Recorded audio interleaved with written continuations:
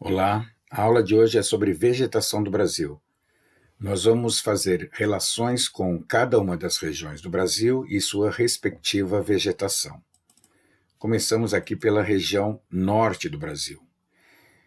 A última aula nós discutimos a questão do clima, né? Que o clima da região norte ele tem médias térmicas e pluviométricas elevadas, ou seja, é um clima muito quente e úmido.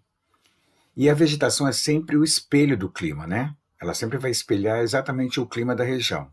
Em função deste clima, lá na região norte, tem médias térmicas e pluviométricas elevadas, nesta região nós vamos encontrar a floresta amazônica, maior floresta tropical úmida do mundo, exatamente por essa questão climática que ela possui. Além do que, nesta região norte, percebam que eu tenho o maior rio do mundo em volume de água e em extensão, que é o rio Amazonas.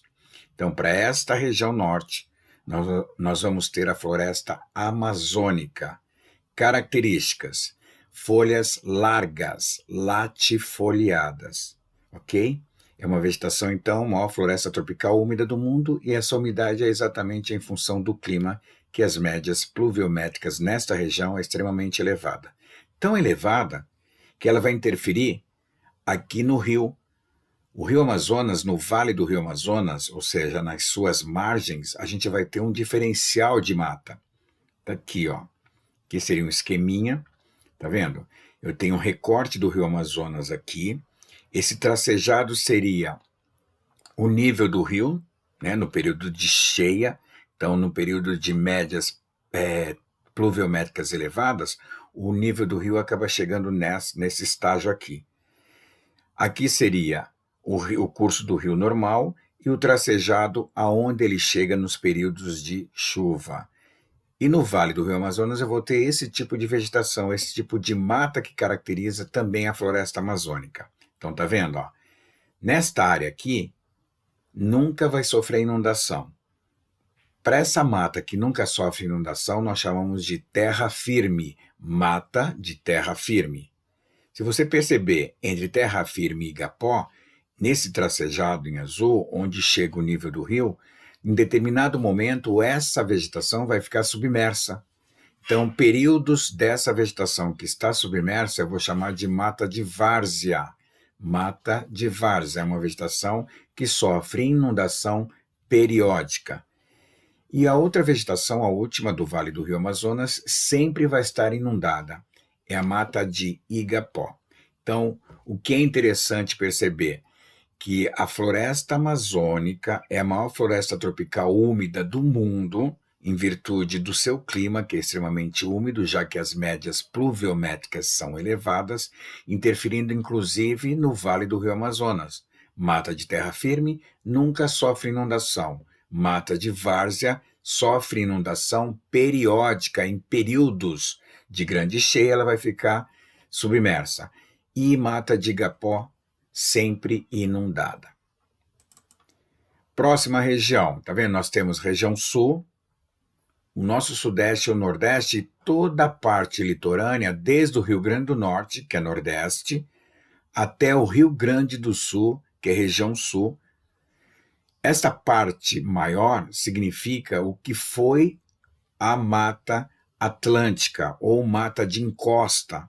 Essa Mata Atlântica, no período colonial, ela se estendia do Rio Grande do Norte até o Rio Grande do Sul e ia em direção ao continente. Hoje restam apenas 12% dessa vegetação, ok? Algumas espécies, jacarandá, imbaúba, pau-brasil, quaresmeiras, bromélias, begônias, orquídeas, palmeiras, cedro. Então percebo que no período colonial, né, antes da descoberta do Brasil ou durante a descoberta, o período de exploração foi tão grande que essas partes mais escurinhas representam o que restou. Restam apenas 12% desse montante que era no período colonial. Agrega também algumas outras vegetações. Mangues. Os mangues, gente, eles surgem sempre em foz de rios. rios que desembocam no oceano, porque há necessidade dessa mistura entre água doce e água salgada, que é água salobra. Então, automaticamente, os manguezais surgem exatamente em foz de rio. Como nós temos um predomínio de foz em estuário e exorreico, né? Exorreico são foz que lançam os rios que lançam suas águas no oceano. Então nós temos esse tipo de vegetação, que são os manguezais, bem agregado à floresta de Mata Atlântica ou floresta de encosta. Restingas também. Restingas são vegetação rasteiras encontradas nas partes de praias, nos areais das praias, ok? Então, o que tem que ficar aqui, que do Rio Grande do Norte ao Rio Grande do Sul se estendia uma mata próximo ao Oceano Atlântico, foi chamada então de Mata Atlântica, se estendia do Rio Grande do Norte ao Rio Grande do Sul, hoje restam apenas 12%.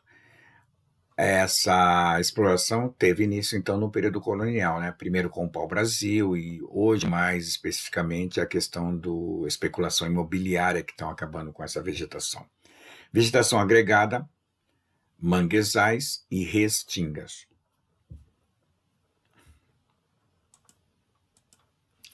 Aqui nós temos a região nordeste do Brasil.